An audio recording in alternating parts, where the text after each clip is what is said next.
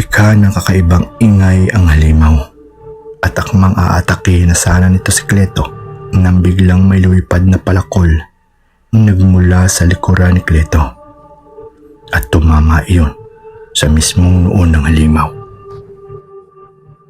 Hindi pa man tuluyang nakakatayo si Cleto ay mabilis na dumaan mula sa kanyang harapan ang binatang pasahero. Saka ito lumapit sa halimaw. Kinuha nito ang palakol na tumama sa noo ng halimaw. Saka walang awang pinagsasaksak ang halimaw gamit ang sarili nitong palakol. Ilang saglit pa ay mulat ang nanlilisik at namumulang mga mata ng halimaw nang bumagsak ito. Gutay-gutay na ang katawan ng halimaw nang mahulog ito sa tubig. Nang maramdaman na wala ng panganib sa paligid ay saka lumapit ang binatang pasahero. Saka nilahad ang kamay nito sa mismong harapan ni Cleto. Agad naman iyong tinanggap ni Cleto. Saka siya napatayo. "Ayos ka lang ba, Manong?" Tanong pa ng binatang pasahero. Kaya pasimpleng napatango si Cleto bilang tugon. Napansin ni Cleto na napasulyap ang binatang pasahero sa ilog. Saka nito binanggit na mukhang may naninirahan na aswang daw sa ilog. Nagulat si Cleto nang marinig niya iyon. Yun ang unang beses na nakarinig siya na may aswang pala na naninirahan sa ilalim ng tubig. Kunot noong napasulyap si Cleto sa binatang pasahero. Halos hindi siya makapaniwalang nakatitig sa binata. At mukhang napansin ng binatang pasahero ang ginagawang pagtitig niya, dahilan upang mapasulyap din ito sa kanya. Agad na tinanong ni Cleto ang binata kung sino ito at kung ano ang ginagawa ng lalaki sa kanilang lugar. Sumilay ang kakaibang ngisi sa labi ng kanyang pasahero. Saka ito sumagot. "Anak po ako ni Kalejo at Kalehes ng Hilaga." Tugon ng binatang pasahero na mas lalong ikinagulat ni Cleto. Kilala ang mga nabanggit nito sa kanilang lugar bilang mga mandirigmang mag-asawa. Maraming mga halimaw na ang napatay ng mag-asawa. Nakilala ang mga ito noong minsan napatay nila ang pinuno ng mga halimaw sa kabundukan. Ngunit matapos ang pangyayaring iyon ay bigla na lamang naglaho ang mga ito na parang mga bula. Halos hindi makapaniwala si Cleto na may anak pala ang mga ito. Halos hindi makapaniwala si Cleto dahil sa kanyang mga narinig. Nananatiling nakatingin siya sa binatang nasa harapan niya.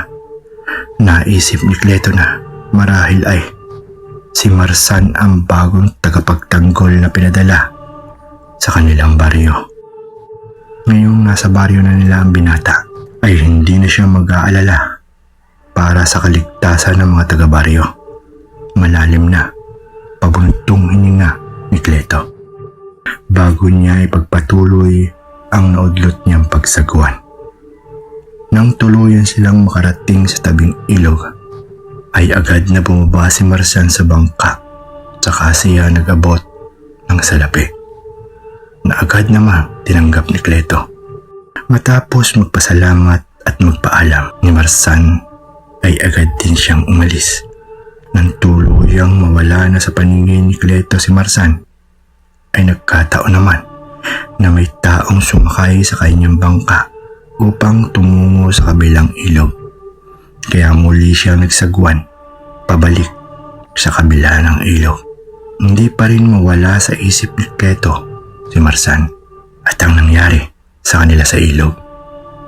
Samantala, nang makarating sa kabilang ilog si Marsan, ay agad siyang tumungo sa may kaliitang baryo na kung saan doon nakatira si Cleto.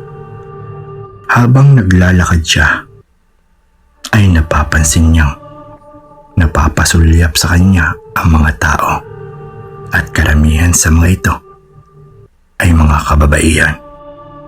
Bawat kababaihan na nakakasalubong at nadadaanan ng binatang si Marsan ay napapatili at napapasulyap.